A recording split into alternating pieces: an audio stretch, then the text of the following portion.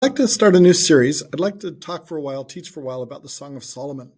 I've been doing this in our Sunday school class, our Sunday life group, and I've really enjoyed it. Sorry if you guys are in my Sunday life group, this is going to be repetition of what we've been looking at a little bit. This is a hard book to teach on because nobody knows what it means.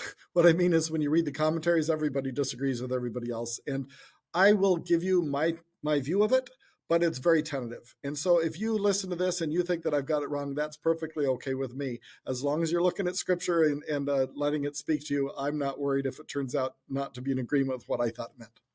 So what I'm going to do today, before we head into the book completely, I'm going to talk about an introduction to it because it's complicated enough. It will need an introduction. So here we go. We're going to start with the very first verse. This is the only verse we're going to look at today. It simply starts with these words, the Song of Songs, which is Solomon's. And what I want to do is lay out for you the different views that people have by talking about the questions that arise when we look at the book. And I'm going to start with two questions that come right out of this verse. The first question is it by Solomon? You might think so because it says the Song of Songs, which is Solomon's, and it's called the Song of Solomon.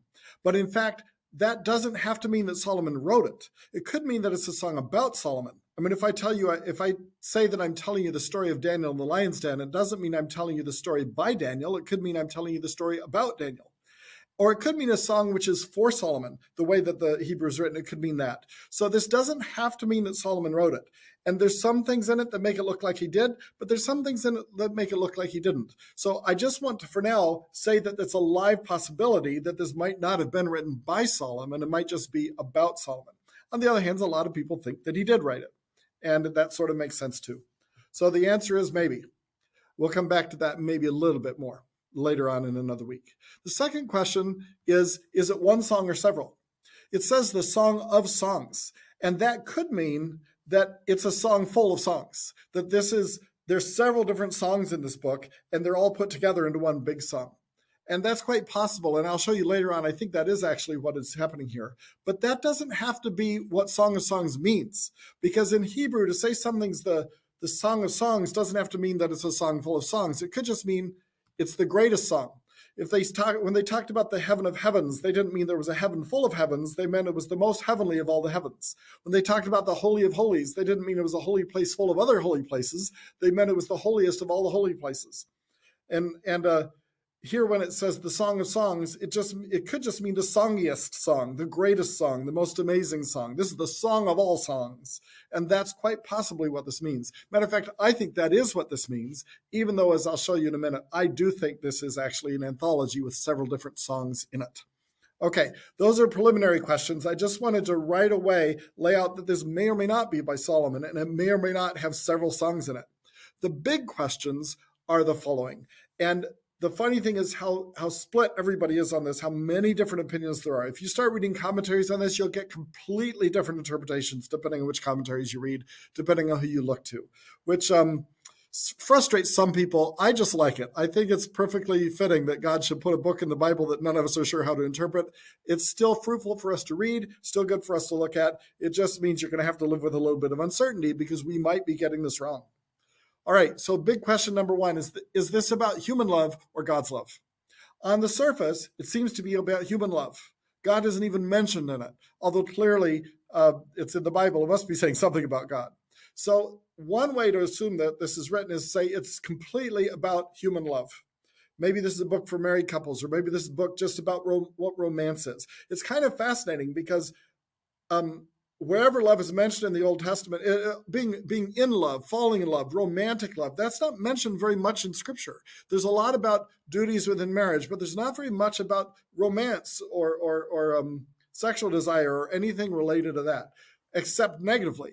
And this is a place where that's all treated very positively. And so it's interesting. A lot of people, especially in the last couple hundred years, think that that's what this book is about. When my wife and I were taking marriage counseling before we got married, we were given a book which has a long set of chapters which go through the Song of Solomon as sort of a marriage manual. But I remember thinking at the time, I wasn't really convinced that's what they meant, and I'm still not convinced. But that's one view. The second view, so the first view is that it's about human love. The second view is, no, it's about God's love for his people. And it's all an allegory. And this was the view that people had for a long time. Up until about 1800, this was almost the only view you could find.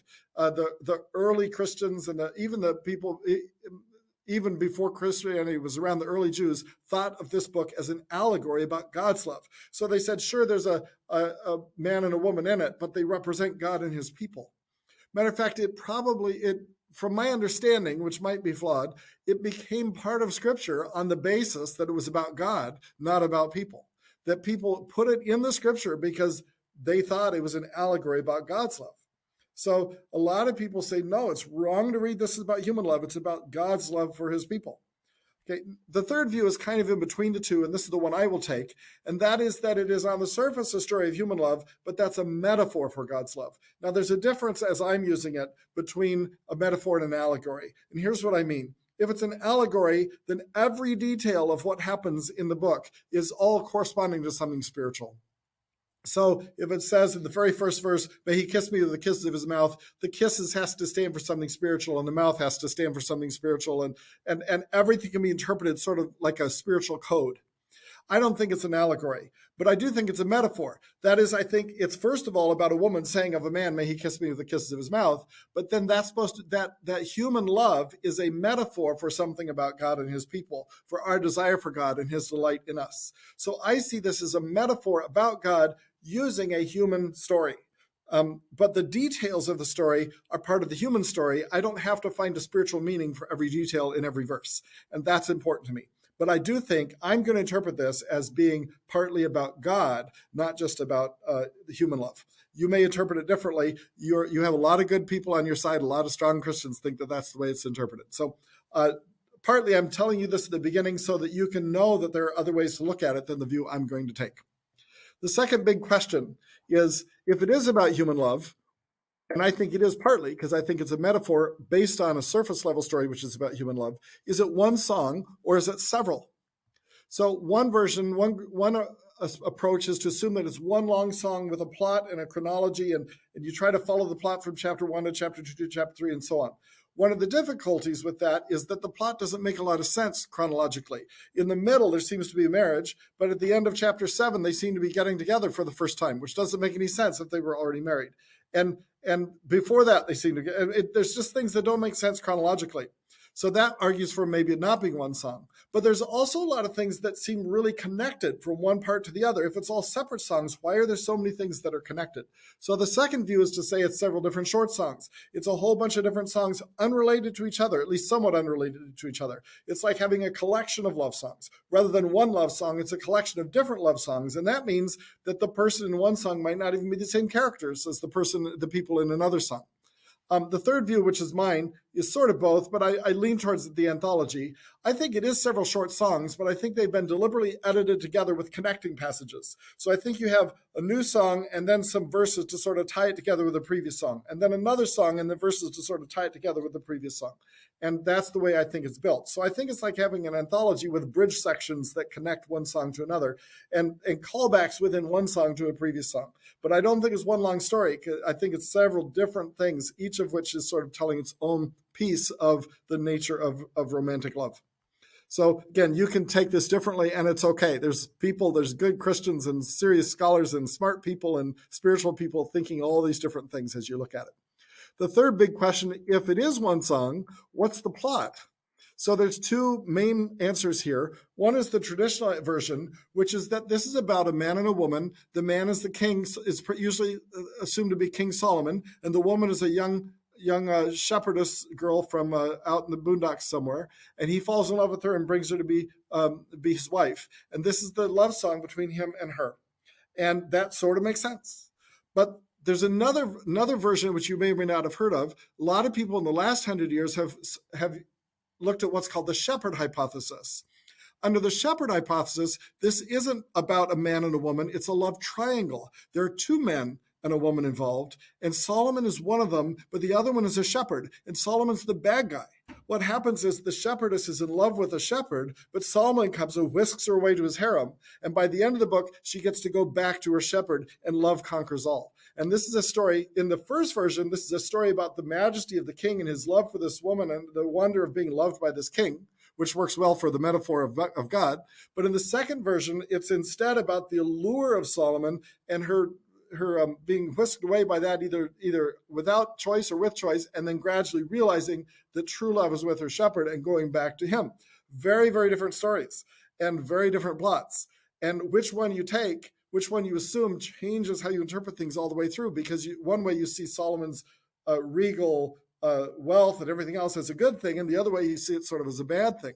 So I don't take either one of those because I think it's an anthology. I don't think there is a plot. I think there's a lot of different songs, and some of them are about kings and some of them are about shepherds, and that's why they seem to be mixed. But you can take a look and see what you think.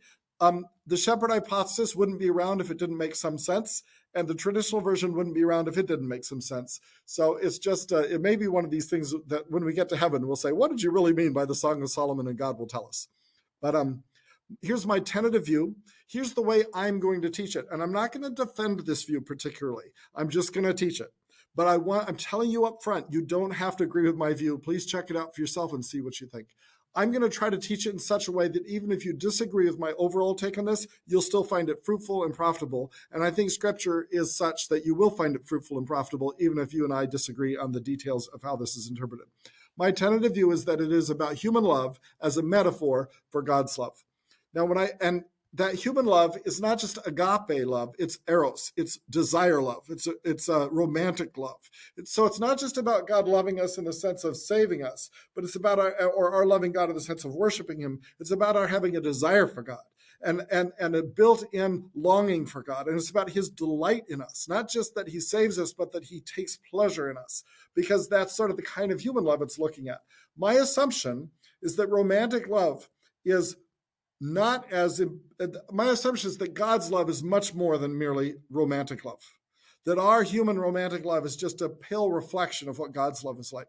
But God's love is not less than romantic love. It's more. So whatever we see about romantic love, God's love is even bigger. Whatever we see about our desire for one another romantically and erotically and every other way, God's love our love for God is meant to even be bigger than that.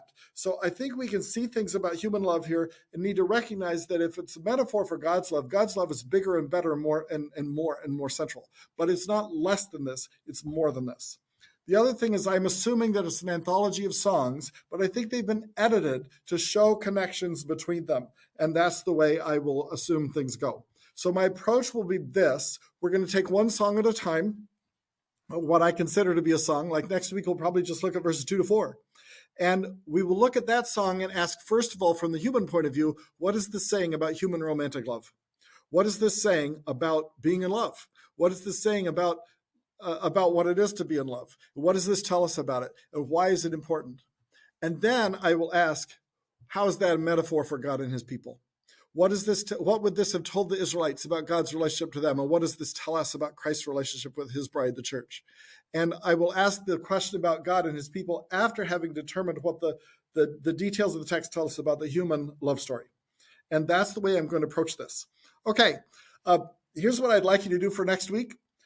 If you get a chance, now obviously you don't have to. I wanted to say I'm assigning homework, but that's a little much. I will never know anyway. So my suggestion is by next week, if you get a chance, read it through, all 8 chapters, just straight through from beginning to end. If you're like me, you'll find some of it very confusing and some of it sort of absurd and humorous. They'll talk about things you don't think, what in the world were they thinking?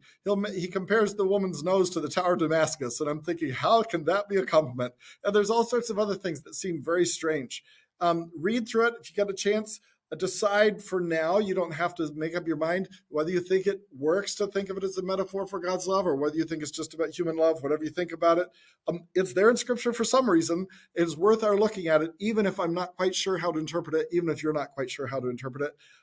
It's going to be a little strange because of that uncertainty. But as we've been going through this in our Sunday school, I found it very encouraging. I found it's been really reminding me of some basics about God's love for me that I had not fully understood. And now I understood them with my mind, but they didn't hit my heart as much as they have been as we've been looking through this every week. So I hope this will be an encouragement for you all. And I'll see you next week.